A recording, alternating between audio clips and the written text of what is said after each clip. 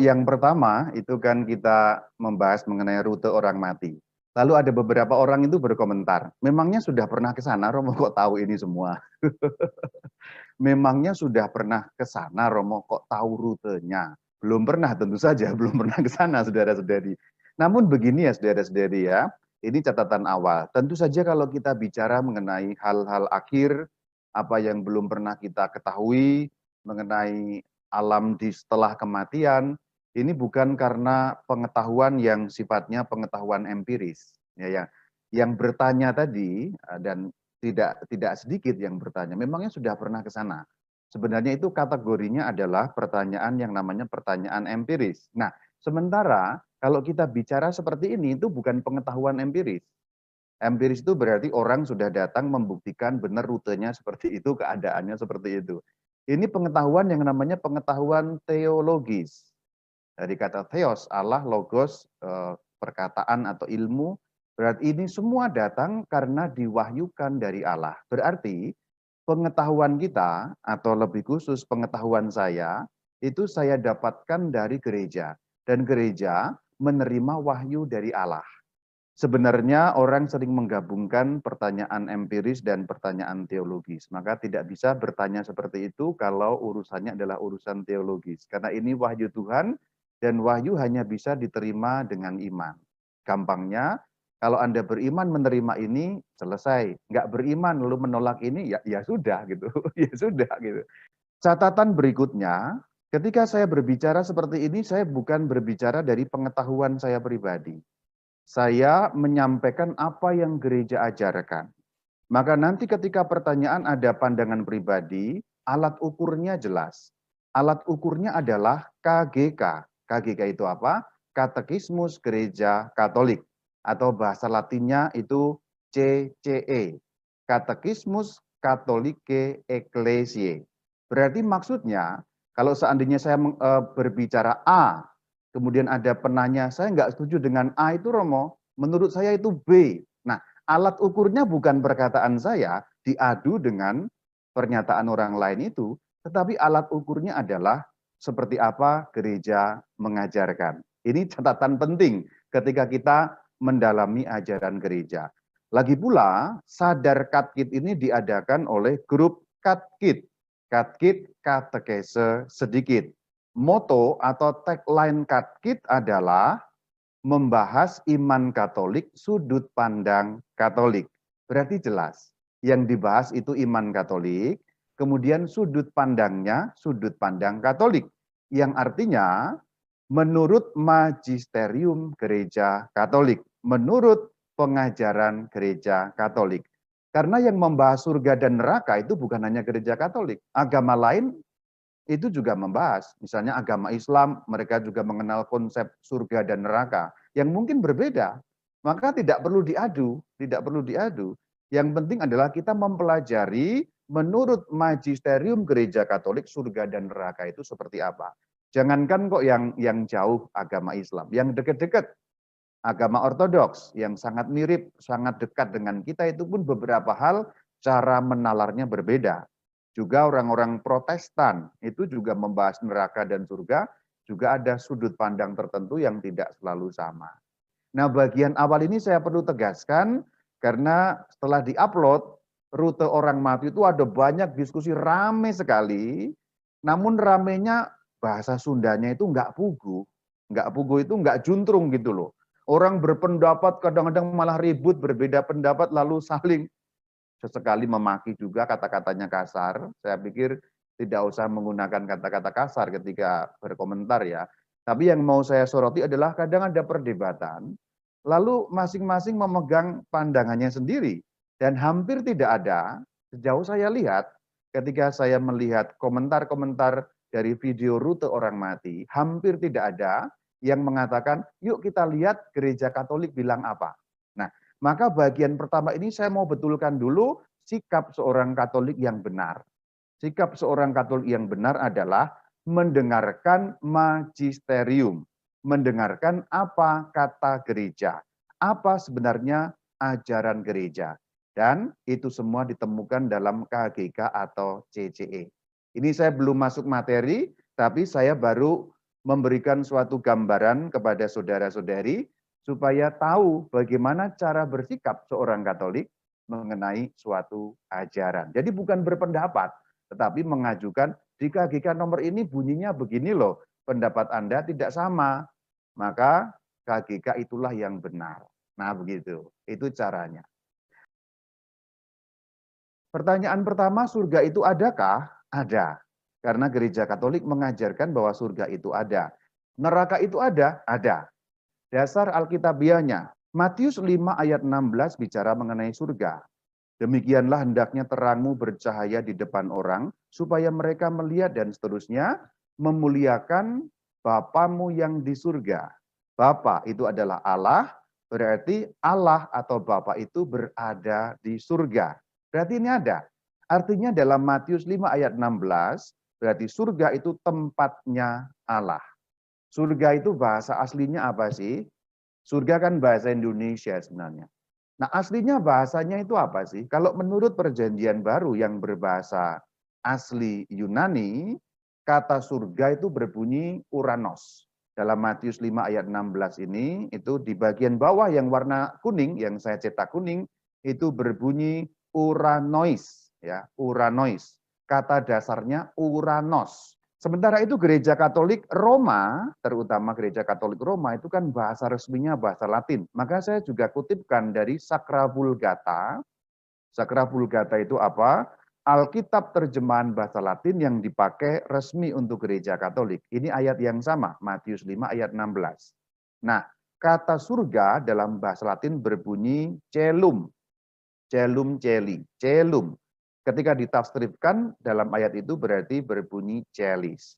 Patrem vestrum qui in celis est. Ya itu bunyinya. Itu persis seperti doa Bapa kami itu ya.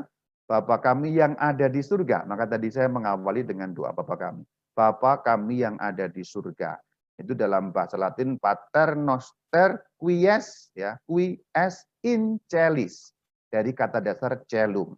Jadi surga menerjemahkan bahasa Yunani itu uranos, bahasa Latinnya itu celum. Ayat yang lain, 2 Korintus 5 ayat 1. Jika kemah tempat kediaman kita di bumi ini dibongkar dan seterusnya, Allah telah menyediakan suatu tempat kediaman di surga bagi kita. Berarti menurut ayat ini, surga selain tempatnya Allah, juga tempatnya kita. Karena dikatakan kalau kemah tempat kita di bumi dibongkar berarti mati, sudah disediakan tempat untuk kita, yaitu surga. Di surga. Berarti selain tempatnya untuk Allah, tempatnya untuk kita juga nanti. Karena Allah telah menyediakan. Ini ayat yang sama juga berbunyi sama. Uranois. Ya. Dalam bahasa Latin juga berbunyi celis. 2 Korintus 5 ayat 1. Satu lagi. Dalam kitab Wahyu 19 ayat 11. Lalu aku melihat surga terbuka, dan seterusnya ada penglihatan setelah itu. Nah, di dalam bahasa Yunani, Apokalipsis juga sama, Keedonton uranon, yang dicetak warna kuning itu berbunyi uranon. Sama dalam bahasa Latin, juga celum. Et vidi celum apertum, dan seterusnya. Berarti sekarang pertama diingat dulu, surga itu bahasa Indonesia, menerjemahkan kata uranos dalam Alkitab. Kemudian menerjemahkan juga kata celum dalam Alkitab bahasa Latin. Sekarang kita bahas mengenai neraka. 3 ayat juga. Kita lihat sama-sama. Matius 5 ayat 29. Maka jika mata kananmu dan seterusnya, daripada tubuhmu dengan utuh dicampakkan ke dalam neraka. Nah ada kata neraka. Kata neraka itu bahasa aslinya apa? Bahasa Yunaninya berbunyi Gehenna. Gehenna. Itu dalam teks yang sama, itu berbunyi Gehenan. Kata dasarnya Gehenna. Itu Yunaninya. Latinnya ternyata sama. Latinnya itu persis sama dengan Yunaninya. Itu berbunyi Gehenna. Lihat, yaitu ya, totum corpus tuum mitatur in Gehenam. Semua badanmu dikirim ke neraka. Ya, dicampakkan ke dalam neraka. Gehenna. Selanjutnya ayat selanjutnya. Lukas 12 ayat 5. Takutilah dia dan seterusnya. mempunyai kuasa untuk melemparkan orang ke dalam neraka. Nah, ini juga berbunyi Gehenna. Dalam Lukas 12 ayat 5, Yunaninya Gehenan, sama. Dalam Latinnya juga Gehenam. Habet potestatem mitere in Gehenam, punya kuasa mengirim ke neraka. Nah, itu berbunyi seperti itu. Satu lagi ya, mengenai ayat-ayat tentang neraka. 3 saja. Yang surga 3, neraka 3. Tapi bukan berarti hanya 3 ini loh. Saya hanya menyampaikan 3, saya pilih acak sebenarnya. Yakobus 3 ayat 6. Dan seterusnya, lidah dan seterusnya, bagian selanjutnya, bagian bawah. Sedang ia sendiri dinyalakan oleh api neraka. Apa tadi? Kejahatan tadi itu yang disebut di sebelumnya. Api neraka. Nah itu dalam kitab Yakobus 3 ayat 6, Yunaninya sama Gehenis ya. Tis Gehenis, dari kata dasar Gehenna, sama. Latinnya juga sama, itu ya. Inflamata a Gehenna, nyala atau api, inflamata, inflame ya. Nyala berasal A, itu berasal dari Gehenna, nyala api dari neraka.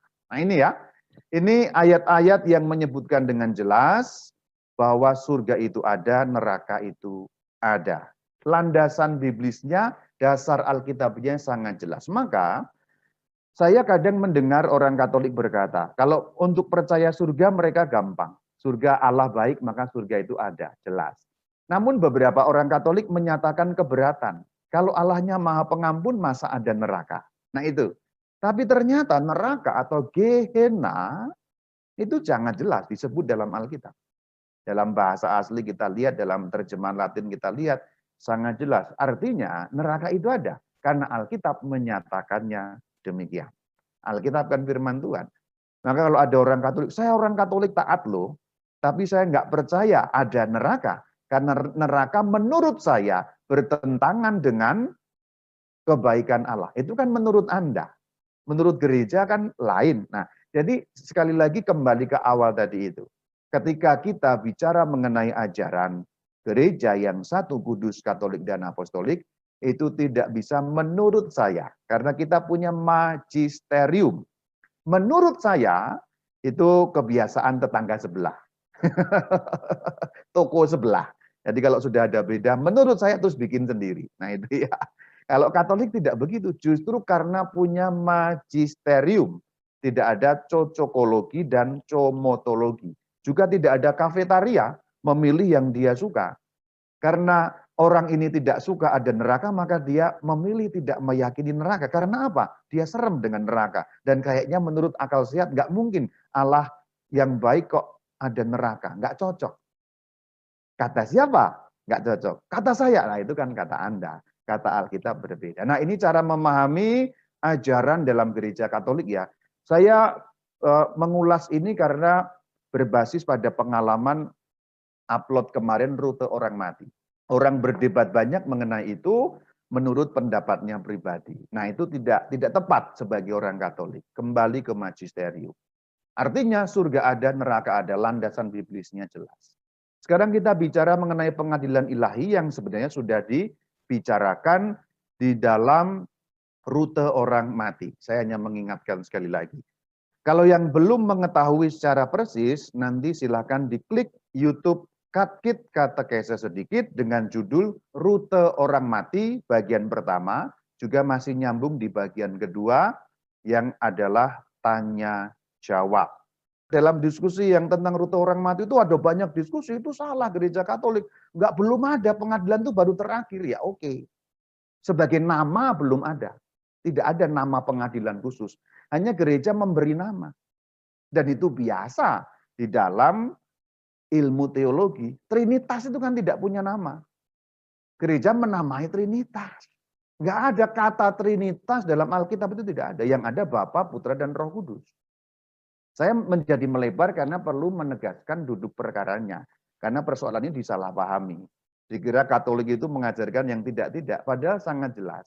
Dasarnya Alkitab. Hanya orang tidak mengerti bahwa ada perbedaan antara terminologi dan substansi. Orang ribut pada hal terminologi. Terminologi itu peristilahan. Meributkan istilah, substansi itu isinya. Lupa pada isinya. Nah gitu. Ini saya lebarkan karena untuk tanggapan-tanggapan juga apa yang sudah, yaitu yang bagian yang pertama itu. Kita nyambung selanjutnya mengenai pengadilan ilahi yang seperti sudah disampaikan dalam KGK 1022. Catatan, secara terminologis, Gereja Katolik pun di sini tidak menggunakan kata yang persis sama dengan Alkitab dalam CCE 1022 ini. Tadi kan bahasa Indonesia, oke kita jangan bicara bahasa Indonesia karena itu bukan bahasa asli CCE ya atau KGK. Kita bicara bahasa Latin. Silakan lihat dalam bahasa Latin itu ya. Mulai dari kata zive, baris keempat. Singulio mines dan seterusnya baris keempat dari atas itu dari kata zive ya. Zive per purificationem. Nah, zive per purificationem. Kemudian selanjutnya zive, zive itu atau ad immediate beatitudinem celi. Jadi kebahagiaan surgawi. Tidak hanya dikatakan celum atau celi, tapi dikatakan beatitudinem, kebahagiaan. Istilah yang dipakai untuk neraka pun tidak Gehenna di sini. Perhatikan bagian terakhir, kalimat terakhir, in eternum damnandum, ya. In eternum damnandum. Jadi tidak pakai istilah in Gehennam, ya. Jadi ini soal terminologi sekali lagi. Oh itu salah, itu kok istilah sendiri. Istilah, term, ya, terma. Jadi jangan terjebak pada term, pada terminologi. Pada hal-hal yang sifatnya terminologis. Karena yang penting itu substantif. Secara substansinya apa? Ini kita lihat, ini saya kutipkan hal yang sama, tapi saya perbesar bagian demi bagian. Masuk kebahagiaan surgawi melalui suatu penyucian. Saya stop karena itu bagian nanti purgatori dibahas terpisah atau tersendiri. Ini bunyinya dalam bahasa Latin, CCE yang sama. Zive per purificationem in beatitudinem celi. KGK itu masih nyambung langsung kebahagiaan surgawi. Nah, bahasa Latinnya zive, zive itu atau ad immediate in beatitudinem celi. Langsung, ya immediate langsung menuju in beatitudinem itu menuju ke ya kebahagiaan surgawi. Ini mengenai surga. Nah, kemudian istilah yang dipakai untuk neraka pun tidak neraka dalam KGK, tapi mengutuk diri atau lebih tepatnya kutukan. Karena bahasa Latinnya berbunyi in eternum damnandum, ya. Ke dalam kutukan kekal. Kutukan kekal. Ini istilah untuk neraka. Kutukan kekal itu maksudnya Gehenna tadi itu, neraka tadi itu. Itu mengenai ajaran Gereja Katolik. Berarti jelas sekali bahwa sebenarnya pengadilan pribadi, pengadilan terakhir itu Alkitab semua mengatakannya. Nanti di dalam bagian purgatori kita akan lebih khusus memahami mengenai itu. Sekarang persyaratan masuk. Jadi keadaan kekal tadi itu karena dikatakan selama-lamanya ya. Jadi semuanya itu tadi kekal. Artinya keadaan yang pertama disebut beatitudinem celi, ya. Beatitudinem celi itu kebahagiaan surgawi, ataupun yang disebut yang kedua damnandum tadi, semuanya eternal. Eternal itu kekal. Maka dikatakan eternum, kalimat terakhir itu ya, eternum damnandum. Nah itu ya. Jadi kekal, keadaannya kekal. Berarti di sini kita dapat mengerti bahwa surga itu kekal, kemudian neraka itu juga kekal. Apa artinya kekal? Sekali orang ke sana, maka orang tidak dapat keluar atau berpindah tempat. Yang di surga ya selama-lamanya di surga, yang neraka ya selama-lamanya di neraka. Purgatori itu nyambungnya ke surga karena dikatakan sudah jelas masuk surga, tetapi perlu apa? Purificatio. Maka tadi dikatakan per purificationem, ya, melalui penyucian. Tapi ke surga. Nah gitu ya. Jangan lupa ya bahwa sebenarnya kalau kita ngomong mengenai purificatio ya, per purificationem itu menuju surga. Jadi sudah jelas di surga. Berarti orang yang di purgatori itu vonisnya bahasa Jepangnya, jelas dan gampangnya, vonisnya vonis surga, bukan vonis neraka. Berarti tetap hanya ada dua keputusan kekal, yaitu surga atau neraka. Itu mengenai keputusan. Sekarang mengenai persyaratan masuk. Bagaimana syaratnya? untuk orang dapat memasuki surga atau neraka tadi itu. Gereja Katolik juga mengajarkan di dalam KGK 1023. Orang yang mati dalam rahmat dan persahabatan Allah dan disucikan sepenuhnya akan hidup selama-lamanya bersama Kristus. Mereka serupa dan seterusnya. Jadi syaratnya ada dua. Yang pertama, pada saat mati, ya, orang yang pada saat mati berada dalam status rahmat. Dalam bahasa KGK dikatakan dalam rahmat dan persahabatan Allah. Itu satu frase ya, bukan dua frase. Rahmat dan persahabatan Allah itu satu hal. Tapi dirinci menjadi dua, tapi itu sebenarnya mengungkapkan satu hal. Berada, kalau bahasa teologisnya, berada dalam status rahmat. Apa itu status rahmat? Kalau dijelaskan menggunakan bahasa positif, agak rumit. Tetapi saya akan jelaskan saja menggunakan bahasa negatif. Karena menggunakan bahasa negatif lebih gampang. Orang yang berada dalam status rahmat itu artinya tidak melakukan mortal sins. Tidak melakukan dosa mortal. Dosa mortal itu terjemahannya bahasa Indonesia dosa besar. Tapi saya tidak akan menggunakan istilah dosa besar. Karena istilah itu menurut saya, istilah yang mengaburkan. Saya lebih cocok menggunakan istilah dosa mortal. Dosa mortal itu berasal dari bahasa Latin, mors, artinya mati, mortal, bahasa gampangnya mematikan, membuat mati. Jadi dosa mortal artinya dosa yang membuat mati. Yang dimaksud mati jiwanya karena terpisah dari Allah.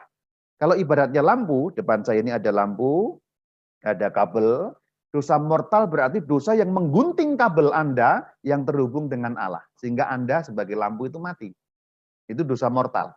Dosa mortal berarti menggunting total kabel itu, ini bahasa gambaran, sehingga Anda sebagai lampu mati. Itu dosa mortal. Mors, mortal, dosa yang membuat mati. Nah, orang yang dalam status rahmat artinya tidak melakukan dosa mortal. Atau kalaupun terlanjur melakukan dosa mortal, sudah disesali dan kemudian pertobatan dalam sakramen tobat. Itu berada dalam status rahmat. Pertobatan yang kemudian diterimakan di dalam sakramen tobat, itu membuat Anda kembali dalam status rahmat dan persahabatan dengan Allah. Ini saya membahas kata dalam rahmat tadi itu. Sehingga Anda mengerti ya, bahasa negatifnya tidak melakukan dosa mortal. Atau kalau telanjur melakukan dosa mortal, sudah menyesal dan bertobat melalui sakramen tobat. Nah, itu bahasa gampangnya begitu. Saya tidak usah pakai bahasa teologis karena ini bisa dijelaskan dengan bahasa gampang. Yang kedua, disucikan sepenuhnya. Dosa-dosa venialnya, dosa venial itu dosa yang kecil, itu sudah dibersihkan seluruhnya. Catatan mengenai dosa venial. Dalam terjemahan bahasa Indonesia, istilahnya dosa kecil atau dosa ringan. Tapi saya lebih suka menggunakan istilah aslinya, venial atau dosa venial, karena lebih mengungkapkan maknanya. Venial dari kata bahasa Latin venia artinya maaf, dimaafkan. Jadi dosa yang dapat dimaafkan. Saya punya bahasa Jepang untuk itu, dosa cincai. Nah itu. Itu. Jadi dosa venial itu dosa cincai. Anda melakukannya, itu tidak akan membuat Anda mati. Ibarat kata Anda lampu tadi, ada kabel nyambung pada Allah, Anda kalau melakukan dosa venial tidak memutus kabel, tapi hanya menggores sedikit kabel. Kabelnya menjadi cacat. Nah gitu. Kira-kira bahasa gampangnya seperti itu. Berarti syarat masuk surga kita sudah jelas. Ini dalam bahasa Latinnya CCE. In gratia et amicitia, ya, yaitu ya, itu bahasa Latinnya aslinya begitu. In gratia et amicitia Dei, dalam rahmat dan persahabatan dengan Allah. Kemudian perfecte purificati, ya, perfecte purificati itu disucikan perfect seluruhnya. Sempurna itu maksudnya. Ini orang yang masuk surga. Jadi ingat saudara-saudari secara gampang, kalau Anda ingin masuk surga, cara teoritisnya gampang. Anda jangan melakukan dosa mortal. Karena dosa mortal membuat Anda kehilangan surga. Nah itu ya. Sekarang kita bahas mengenai Alkitab. ya. Ini tadi kan ajaran gereja, landasannya ada banyak sekali, saya kutip beberapa secara acak saja. Bagaimana keadaan surga itu ya. Wahyu 22 ayat 3, ayat 4 dan seterusnya. Ini menggambarkan keadaan surga. Tidak akan ada lagi laknat. Tahta Allah dan tahta anak domba akan ada di dalamnya. Dan hamba-hambanya akan beribadah kepadanya. Dan mereka akan melihat wajahnya. Dan namanya akan tertulis di dahi mereka. Ayat 5 bagus sekali gambarannya. Dan malam tidak akan ada lagi di sana. Dan mereka tidak memerlukan cahaya lampu dan cahaya matahari. Sebab Tuhan Allah akan menerangi mereka, dan mereka akan memerintah sebagai raja selama-lamanya. Nah, di sini ini gambaran surga yang aslinya seperti apa, kita tidak tahu. Allah tidak mewahyukan, kenapa kok tidak mewahyukan secara sepenuhnya? Kita tidak mampu menampungnya. Otak kita tidak mampu menampungnya, keadaan sesungguhnya surga itu seperti apa. Tetapi Allah mewahyukan kepada kita gambaran-gambaran yang membuat kita sedikit dapat memahami. Tapi intinya singkat tadi itu, beatitudinem celi, beatitudinem kebahagiaan ya, kebahagiaan. Terus kebahagiaan yang tanpa akhir, kebahagiaan yang tanpa jeda, kebahagiaan yang berkelanjutan, tidak pernah ada kekurangan kebahagiaan. Nah itu, maka dikatakan tidak akan ada laknat lagi. Laknat membuat ketidakbahagiaan. Ini gambaran sekali lagi. Tuhan Yesus juga mengatakan dalam Yohanes 14 ayat 2, di rumah Bapakku banyak tempat tinggal. Berarti jelas, surga sebuah tempat tinggal. Tapi ini sekali lagi gambaran ya, gambaran. Jadi ketika Tuhan mengatakan tempat tinggal, kita tidak bisa membayangkan tempat tinggal duniawi seperti yang kita miliki sekarang ini ya. Ayat ketiga, aku akan datang kembali dan membawa kamu ke tempatku, supaya di tempat di mana aku berada, kamu pun berada. Di mana Kristus berada? Di sebelah kanan Allah, berarti di surga. Sekarang mengenai neraka. KGK bicara apa? Kualifikasi atau persyaratan orang yang masuk neraka. 1035 sebenarnya. Tapi kita mulai dulu dari 1034. Untuk memberi penegasan, saya Katolik, tapi saya nggak percaya pada neraka. Nah, saya mau menjawab orang-orang yang berkata seperti itu. Itu kan kata Anda ya. Kata gereja bilang apa ya? Kita harus buka CCE ya, 1034. Terjemahan Indonesianya. Yesus beberapa kali berbicara tentang Gehenna, yaitu api yang tidak terpadamkan, yang ditentukan untuk mereka yang sampai akhir hidupnya menolak untuk percaya dan bertobat. Tempat jiwa dan badan sekaligus dapat lenyap. Nah, tempat yang disebut Gehenna atau neraka tadi itu untuk siapa? Untuk orang yang sampai akhir hidupnya tidak bertobat. Di sini apa yang dimaksud? Yang dimaksud adalah orang melakukan dosa mortal sins atau dosa mortal sampai detik akhir hidupnya. Berarti ketika Anda meninggal dalam keadaan berdosa mortal, ya, ingat, ketika Anda meninggal dalam keadaan berdosa mortal, otomatis Anda masuk neraka. Jadi di sini konsepnya bukan timbangan. Nah, ini kekasan ajaran Katolik. Karena apa? Karena beredar sangat umum bahwa juga termasuk orang Katolik salah memahami ini, dikira surga dan neraka itu nanti ditentukan oleh timbangan. Oh tidak, saudara. Tidak oleh timbangan. Tidak pernah gereja mengajarkan mengenai timbangan itu. Itu konsep dari keyakinan lain yang kadang merasuk dalam orang Katolik, pikiran orang Katolik, jiwa orang Katolik, sehingga percaya bahwa nanti ketika kita mati ditimbang baik dan buruk, kalau kamu buruknya banyak langsung neraka, baiknya banyak langsung surga. Tidak demikian.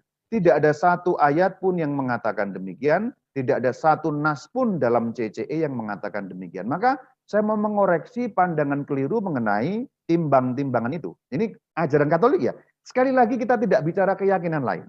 Dan tidak perlu bicara keyakinan lain. Kita sedang bicara iman Katolik, sudut pandangnya, sudut pandang Katolik. Saya mau katakan, konsep surga dan neraka bukan ditentukan oleh timbang-timbangan. Tetapi oleh apa? Oleh detik terakhir Anda mati dalam keadaan bersatu dengan Allah atau tidak. Itu. Itu yang menentukan. Itulah kenapa dalam doa Salam Maria kita berdoa, doakanlah kami sekarang dan pada waktu kami mati. Karena titik krusial, titik genting dan penting untuk urusan surga dan neraka ini adalah detik ketika Anda mati. Bahasa gampangnya begitu. Detik ketika Anda mati, Anda berada dalam status rahmat atau tidak. Apa yang menandakan status rahmat tadi itu? Yaitu melakukan dosa mortal atau tidak. Jadi ketika Anda mati melakukan dosa mortal, menurut gereja terpental Anda langsung ke neraka. Ketika Anda mati tidak dalam keadaan dosa mortal, Anda ke surga. Entah langsung, entah melalui purifikatio. Nah itu ya. Jadi sekali lagi kita harus tahu ajaran gereja bahwa titik krusialnya adalah detik Anda mati itu seperti apa. Dalam keadaan dosa mortal atau tidak. Dalam keadaan lampu Anda terputus kabelnya dengan Allah atau tersambung dengan Allah. Dan itu titik krusialnya di situ ya. Bahwa Sang Kristus mengatakan, enyahlah daripadaku, hai kamu orang-orang terkutuk, enyahlah ke dalam api yang kekal. Injil Matius 25 ayat 41 itu jelas yang dikutip dalam KGK, dikatakan kekal. Jadi neraka itu kekal. Neraka itu kekal, sekali lagi saudara-saudari. Nah ini terjemahan, ini aslinya di dalam bahasa Latin, CCE 1034. In ignem eternum, dalam nyala kekal. In ignem eternum. Nah itu dalam nyala kekal, berarti jelas.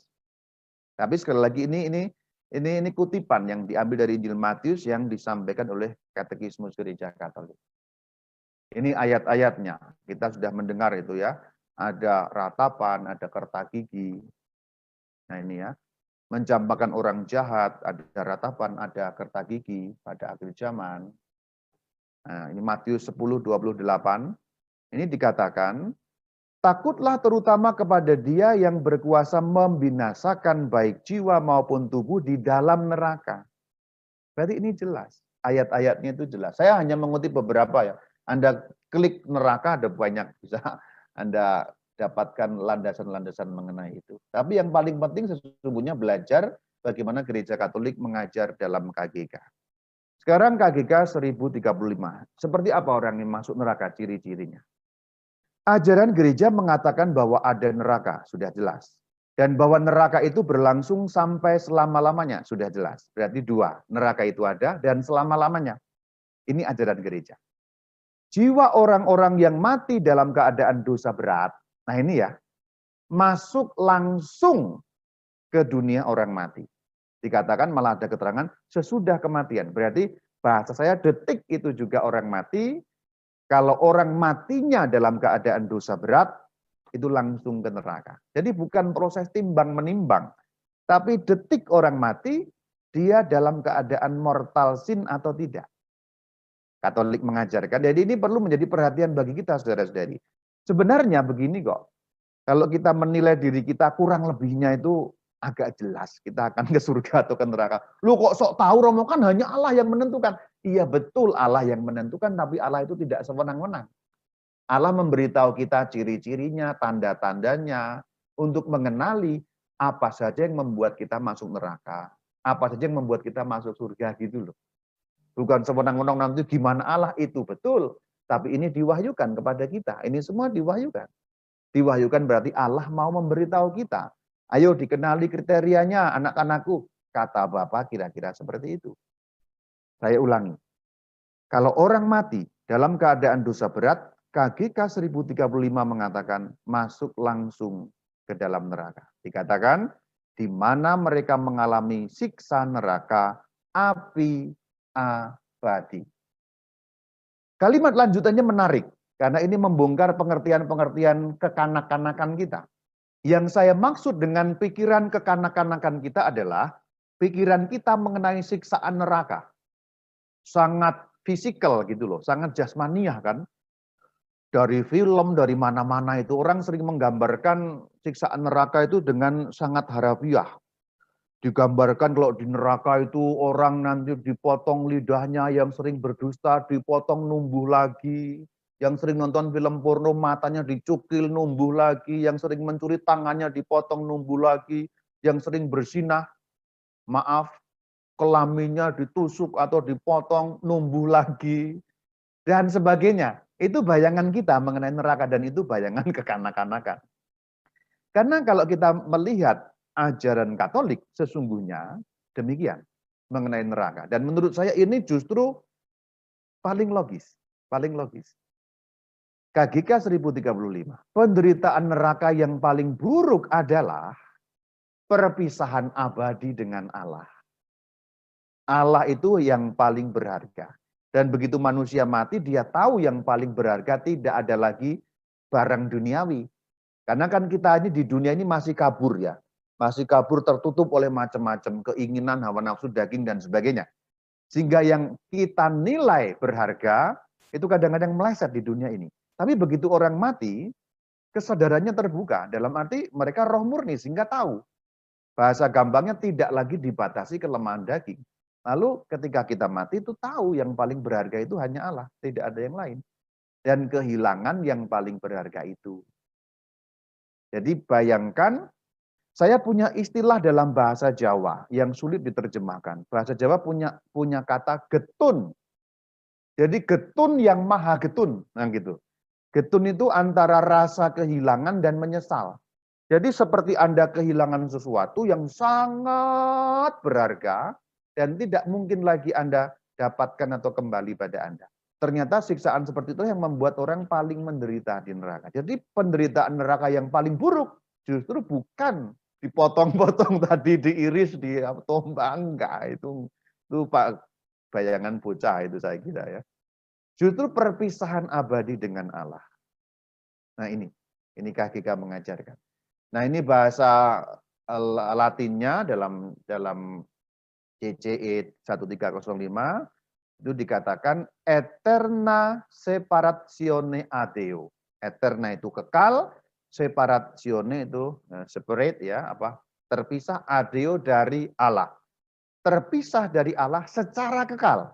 Nah inilah yang dikatakan hukuman yang sangat menderita, membuat orang menderita di neraka. Jadi ini dengan pembicaraan sekarang kita juga bongkar pikiran-pikiran cari di situ ya, mikirnya nggak begitu lagi. Terakhir mengenai bagian pembicaraan kita mengenai ini, catatan terakhir adalah surat 1 Yohanes 3 ayat 14 dan 15. Ini menggambarkan bagaimana hidup setelah kematian surga dan neraka itu. Kita sudah berpindah dari dalam maut ke dalam hidup. Ini maksudnya apa? Begitu dibaptis, percaya akan Yesus Kristus Tuhan kita mendapat kehidupan kekal. Barang siapa tidak mengasihi, ia tetap di dalam maut. Ini maksudnya apa? Kalau orang tidak sesuai dengan baptisannya itu. Orang dibaptis, mulutnya percaya kepada Kristus, tapi perbuatannya tidak ada kasih. Tidak melaksanakan firman Yesus. Seperti Yakobus katakan dalam suratnya. Iman tanpa perbuatan adalah mati. Maka betul di dalam maut. Jadi orang yang sudah dibaptis namun tidak setia. Artinya melakukan kejahatan-kejahatan terutama mortal sins. Maka dia mati lagi. Neraka, gampangnya begitu. Lalu dikatakan tidak ada seorang pembunuh pun yang tetap memiliki hidup yang kekal dalam dirinya. Ini beliau menggunakan satu gambaran mengenai pembunuhan. Yang dikatakan pembunuhan, orang membunuh itu kan mortal sin, ya, artinya dosa mortal. Kalau kamu melakukan dosa mortal, hidup yang sudah kamu dapat tadi hilang. Jadi itu. Jadi secara bahasa sederhana, ketika kita dibaptis, kita ini hidup. Bahasa gampangnya divonis masuk surga.